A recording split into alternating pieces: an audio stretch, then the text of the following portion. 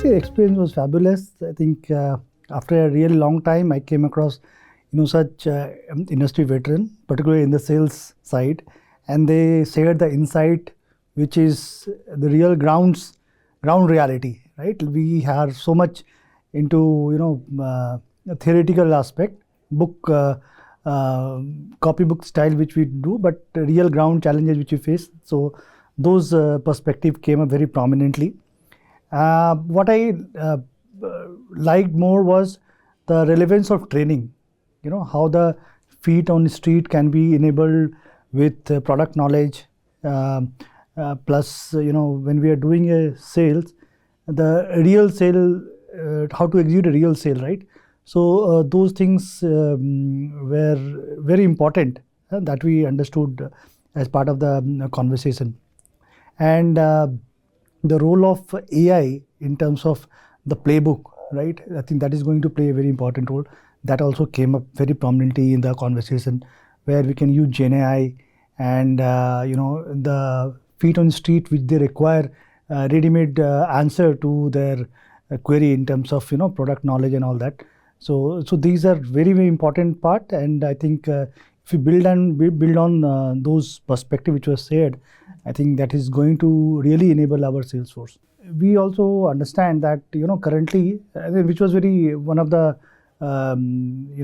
participant, he commented that if you look at 10 years back, the salary which we used to pay to a feet of street, that has not changed, right? So obviously the amount of motivation is not adequate to the feet on the street, and with the shortening of span of attention, the training, the feet on the street is sales staff is not putting adequate attention in learning new things. So that span has also reduced. Teaching them and making them acquainted with the product has really become difficult.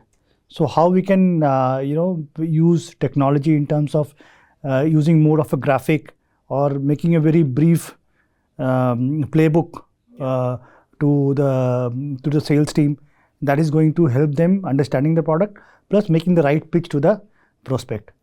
First, we need to understand what segment we are targeting. Currently, the sales is happening. In fact, if you look at the earlier instances, it used to be one jacket fits all kind of thing. Same person is making pitch to an HNI, same person is making pitch to middle class prospect. So now that segmentation has to be very important.